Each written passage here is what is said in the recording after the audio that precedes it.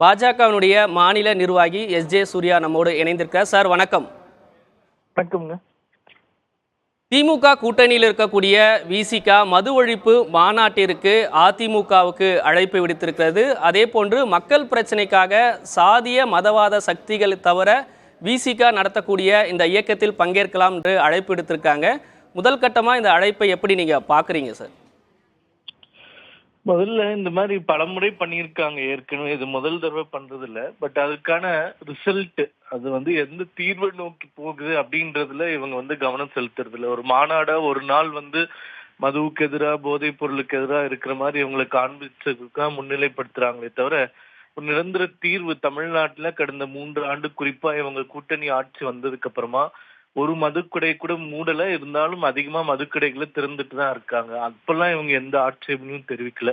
இரண்டாவது, போதை பழக்கம் மிக மோசமாக இருக்கின்றதுன்னு இன்னைக்கு உயர் நீதிமன்றம் முதற்கொண்டு எல்லாரும் கண்டனம் தெரிவிக்கக்கூடிய ஒரு விஷயம். நேத்து பெரும்பாக்கம் சம்பந்தமான வழக்குல தமிழக காவல்துறை போதைப் பொருள் ஒழிப்பதற்கு தகுந்த நடவடிக்கை எடுக்காது வருத்தம் அளிக்குது அப்படின்னு நீதிமன்றத்துல கருத்து சொல்லியிருக்காங்க. அப்போ இதை நோக்கின நிரந்தர தீர்வு விடுதலை சிறுத்தை கட்சியை சார்ந்தவர்கள் கூட சமீபத்துல சாதிக் பாஷா அவருடைய தம்பி எல்லாருமே போதைப் பொருள் கடத்தப்பட்டதாக ஒரு 70 கோடி ரூபாய் சொத்துக்கள் முடக்கப்பட்டிருக்கு. ஆகையால் இவங்க கையை சுத்தமா வச்சுட்டு முதல்ல இந்த விஷயங்கள் பேசணும். இரண்டாவது, அதிமுக போன்ற கட்சிகள் அழைத்திருக்காங்கன்னா திமுக கூட்டணிக்குள்ளேயே குழப்பம் நிலவுது, கூட்டணி நிலையா இல்ல, அங்க பிரச்சனைகள் இருக்கு அப்படின்றது நம்மளுக்கு தெரிய வருது. ஆகையால் இது ஒரு கண் துடைப்பு மாநாடு அக்டோபர் 2ஆம் தேதி கள்ளக்குறிச்சியில பண்றோம்னு சொல்றாங்க. பட் அந்த நிபந்தனைக்கு பதிலா இவங்க ஆளும் கட்சி கூட்டணியில இருக்கிறதுனால மதுக்கடைகளை குறைந்தபட்சம் குறைப்பதற்கு திமுக தேர்தல் அறிக்கையில சொன்ன விஷயத்தை பின்பற்றுவதற்கு கூட இவங்களால அழுத்தம் கொடுக்க முடியலன்னா அப்ப கூட்டணியில இருந்து என்ன பலன், என்ன பிரயோஜனம் நம்மளுக்கு புரியல.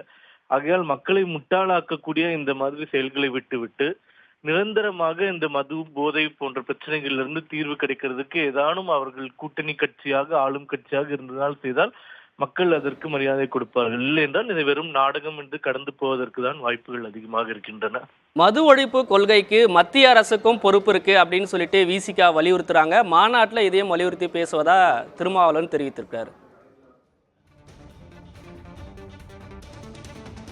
இவர்களுக்கு ஏத்த மாதிரி மாறி மாறி பேசுறாங்க. இப்ப கல்வி குறித்து ஒரு மாற்றம் கொண்டு வரணும், புதிய கல்விக் கொள்கைன்னு நம்ம கொண்டு வந்தா மாநில அரசு பட்டியலில் இருக்கக்கூடியது ஒத்திசைவு பட்டியலில் இருக்கு, அதனால மத்திய அரசுக்கு தன்னிச்சையான அதிகாரம் இல்லைன்னு சொல்றாங்க. அப்போ மது சம்பந்தமான விஷயங்கள் மாநில பட்டியலில் இருக்கும்போது மத்திய அரசால என்ன பண்ண முடியும்ன்றது முதல் கேள்வி. இரண்டாவது, நம்ம முழுமையா மதுக்கடையில ஒழிச்சிடுங்க அப்படின்றது முதல்ல சொல்றதுனாலும் குறைந்தபட்சம் குறைங்கன்னு நம்ம சொல்றோம்.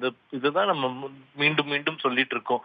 இரண்டாவது, பல சாராய கடைகள்ல டைமுக்கு மீறின சேல்ஸ், கள்ளச்சாராயம் விற்கப்படுவது, இந்த மாதிரி விஷயங்கள்லாம் நீங்க குறைச்சாலே நிச்சயமா இங்க நடக்கக்கூடிய சமூகத்துல நடக்கக்கூடிய இந்த மதுவினால் ஏற்படும் பிரச்சனை வெகுமலையில குறையும். அதனால சட்டத்துக்கு உட்பட்டு சரியான நடைமுறை இங்க நடக்கிறதுக்கு வழிவகை செய்யணுமே தவிர நடக்க முடியாத காரியங்கள், கான்ஸ்டிடியூஷன்ல இல்லாத விஷயங்கள் சொல்லி மத்திய அரசு மேல பழிய போடுறதை விட்டுட்டு இங்க நம்ம என்ன பண்ண முடியும்ன்றத நோக்கி நம்ம போனாதான் அதுக்கு தீர்வு. Okay thanks sir. இணைப்பில் உங்களுடைய கருத்துக்களை பகிர்ந்து கொண்டதுக்கு மிக்க நன்றி சார்.